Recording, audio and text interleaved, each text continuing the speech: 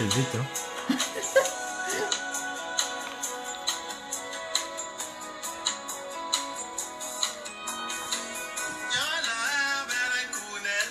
On va mettre le suspense. Attention à ne pas faire des fautes de grammaire là. Ah, pas du tout. C'est juste le stylo qui marche plus.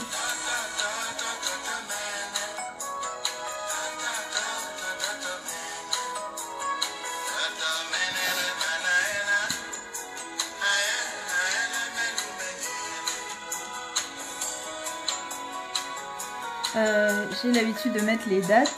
Ben oui. MTL. Aujourd'hui c'est le 3rd. Ouais.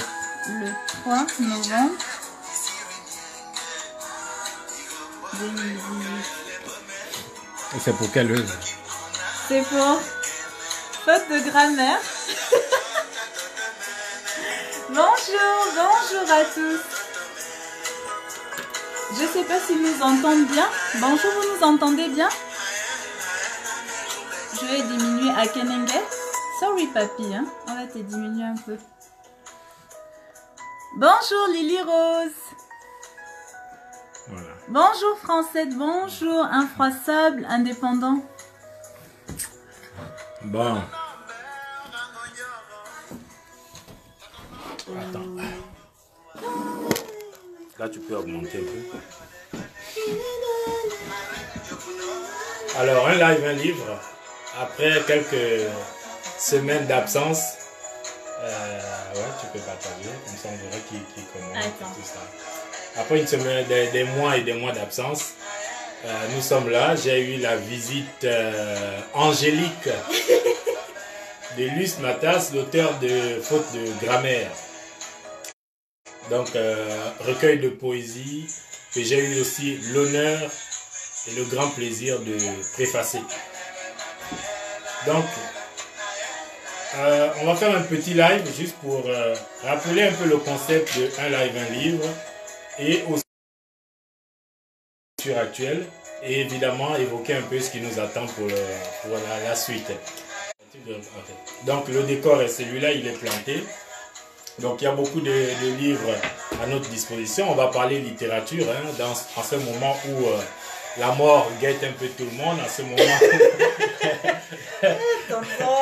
moment de fatigue passagère, légère, non-événement, fatigue précipitaire, fatigue de toutes sortes. Oui, on va parler un peu de littérature pour se détendre. Alors déjà rappeler un peu...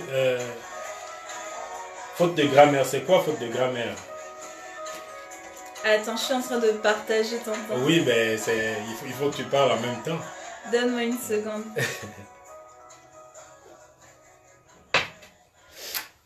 Donc, bonjour à tous, enfin rebonjour. Je suis invitée d'honneur au live, un livre de tonton Ulrich. Et donc voilà, aujourd'hui je vais vous présenter enfin à nouveau mon bouquin. C'est ça. Pour ceux qui n'avaient pas suivi le premier live dessus. Et tonton, regarde-moi, ça marche pas chez moi. Quoi? Pourtant j'ai déjà... Donc voilà. Pour ceux qui... Là j'arrive même plus à voir qui est connecté. Attends, donne-moi. Je vais voir comme ça. Mais tu as pas encore partagé? Oui, j'ai partagé. Oui, ça y est. Okay. C'est bon. Donc voilà, aujourd'hui... Qui dit j'espère qu'elle nous lira? Attends. Pour ceux qui n'avaient pas suivi le... Attends, juste une seconde. Il y a des petits problèmes techniques. On est à Gabon Télévision. Excusez-nous. En même temps, c'est normal pour un live improvisé. Je te jure. Donc, en attendant qu'elle règle les détails techniques, je ne sais pas si d'ici là... Non, Francette, c'est pas faute de grande-mère. C'est faute de grammaire. C'est faute de grammaire. Oui, Lily Rose, je vais lire les passages de l'œuvre. Voilà. Il y a des petits problèmes techniques. On est à Gabon Télévision. Oui, c'est mon tonton Samson. C'est bien mon tonton. Donc, Lily Rose. Oh, attends. Je vais diminuer ici. C'est toi qui dirige le live. Hein? Lily, oui. Lily Rose, oui, effectivement, je vais lire des passages. Je vais lire des passages qui sont pour moi, je vais pas dire vraiment importants, mais qui ont une dimension particulière. Donc, déjà, pour vous présenter un peu l'œuvre, c'est, comment dirais-je, ce sont des poèmes que j'ai écrits à partir de 15 ans. Donc, de 15 ans jusqu'à 27 ans, si je me souviens bien. Donc, c'est un mix de poèmes. Et là, tu as 26 ans. Non, j'ai 28 ans maintenant, tonton. Non, maintenant, ça, c'est sûr qu'elle a celui de Nantes ou bien de... Non, le vrai. Okay. Tonton a grossi à cause du froid. En fait, son corps fait des réserves naturelles pour pouvoir affronter l'hiver en toute sérénité. Bon, on revient à ton recueil. Donc voilà, oui. Et mon recueil, parce que tu veux pas qu'on parle de ton poids, anyway. Et mon recueil, effectivement, c'est, comment dirais-je, c'est des poèmes que j'avais écrits et que j'ai jamais publiés. J'ai même jamais relu. Et une fois, je me suis dit, ok, je vais les relire. Et ça m'a donné envie d'écrire davantage. Donc, quand j'ai écrit le reste des poèmes qui complètent l'œuvre, c'était à 26 ans, justement. Parce que ça m'a donné envie d'écrire à nouveau, du fait de les lire. Et du coup... je les ai regroupés par thème. Je les ai regroupés par thème parce que j'ai remarqué comme ça que de 15 à 26 ans, certains poèmes parlaient toujours de thèmes précis, en fait. De ma vie, d'où j'ai grandi, de ma famille, de mon entourage, de mon regard sur le monde. Donc voilà. Du coup, par exemple, ici, vous aurez déjà en préface. C'est mon tonton qui avait fait la préface et il a fait ça d'un trait. Il s'est même pas relu, genre il n'a même pas attendu, il a directement écrit. C'est sorti vraiment comme ça sort comme ça sort. Et j'ai aimé sa préface. Et je pense que vous l'aimerez aussi. Et donc, déjà je commence l'œuvre par un poème qui s'appelle La petite fille aux mots. Donc, parce que j'étais remplie de mots depuis mon plus jeune âge.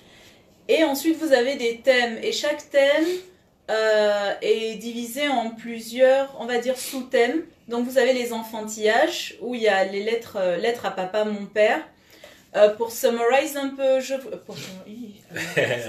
pour résumer un peu, je voulais dire que les lettres à papa, mon père, c'est pas tellement, comment dire, autobiographique, mais j'ai essayé d'imaginer ce qu'une jeune fille pourrait dire à son père, comme ça, genre un père absent ou un père pas très présent. Ensuite, vous avez, laisse-moi voir. Tonton, la fiche d'adhésion, elle doit signer avant la fin du live. Oui. Son poste est déjà réservé. Oui, merci, Max, c'est le SG de l'eau syndicat. Donc, il faut que tu... Je vais signer. Tu signes l'adhésion à l'eau syndicat. Ensuite, vous avez la racine de nos mots. Et l'enfant qui repose sous le palmier, qui est plusieurs personnes m'ont dit, mais comment ça, un enfant qui repose sous un palmier, ça c'est quelle histoire, et tout ça, tu fais des trucs bizarres. Mais c'est juste par rapport à un enfant, enfin, pas que j'ai perdu moi, non, mais un enfant qu'une personne très proche de moi a perdu, et j'étais encore un peu petite, et c'est une disparition qui a été quand même marquante. Ensuite, vous avez l'innommable chapitre, et le piano solitaire. Donc... Après les enfantillages, vous avez les voyages. Et je pense que c'est la partie que j'ai eu le plus de plaisir à écrire, les voyages, parce que déjà, j'adore les voyages, je suis vraiment fan de voyages. Mais aussi parce que c'est... Tu as visité le monde entier, en fait. Non, pas encore. Bah si. Quasiment. Amérique, on essaye. Asie. Oui, mais pas l'Amérique du Sud. Et pas... Non, peut-être pas l'Océanie. Non.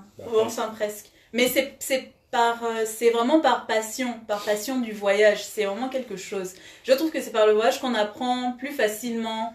On partage. Comme j'avais dit, je sais plus c'est à qui j'avais raconté que j'avais fait un voyage au Vietnam avec mon fiancé. Donc on avait fait un voyage au Vietnam Et ça, c'est une première révélation, tu es fiancée. I mean, oui, si tu veux. Enfin, non, il n'y a pas de bague, mais bon, avec mon ami. On va dire avec mon ami. Non, je suis pas fiancée.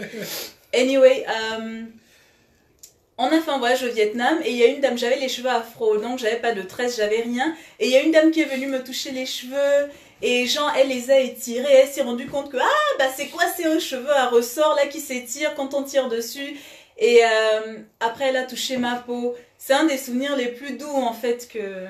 Voilà. Anyway. Ensuite dans les voyages, il y a le pays des Signas, c'est genre à Saint-Louis au Sénégal. Enfin, on les appelait les mulâtresses, mais c'était des femmes métisses qui étaient plutôt... Enfin, Signa, c'est dérivé de señora. C'est... Oh my god! Anyway, donc voilà, dans le territoire du Kwilu, je parle du Congo, Congo-Brazza, qui a vraiment une grosse place dans mon cœur. Et puis après, vous avez le tissage de Marianne, parce que j'ai vécu un petit peu en France. Le tissage de Marianne, c'est mon préféré. C'est son préféré parce que selon lui, c'est étrange que je dise que Marianne porte un tissage. Mais effectivement, Marianne porte un... Voilà, je pense que c'est reparti. Ah, oui, c'est reparti. Ouais. Oui, Kim, il y avait un petit problème avec la vidéo. Excusez-nous à nouveau, hein. Je pense que c'est parce qu'il pleut. Il pleut à Montréal. Ouais. Donc je pense que c'est... On est dans les conditions du gars. Attends, il y a... Oui, Kim, ça y est, je pense que c'est bon maintenant. Lily Rose, dans quel pays d'Afrique as-tu voyagé? Ah, j'avoue que ça, c'est un de mes grands regrets, par exemple, que j'espère corriger bientôt. J'ai pas beaucoup voyagé en Afrique même. J'ai été au Sénégal, j'ai grandi au Sénégal. J'ai été au Gabon. Oui, j'ai été au Gabon, plus précisément à Okala, comme a dit mamie tantôt. Et j'ai été en Afrique du Sud, au Congo, au Maroc. Et je pense nulle part ailleurs. C'est déjà pas mal. Non, mais j'aurais vraiment voulu visiter un peu plus, mais bon, peut-être... Bonjour, tonton Harley. Bonjour.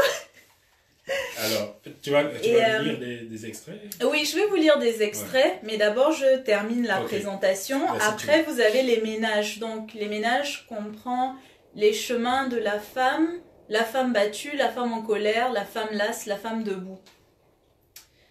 Ça aussi, c'est... Enfin, il y a peu de trucs... il y a peu de passages autobiographiques dans ces poèmes-là. Parce qu'il y a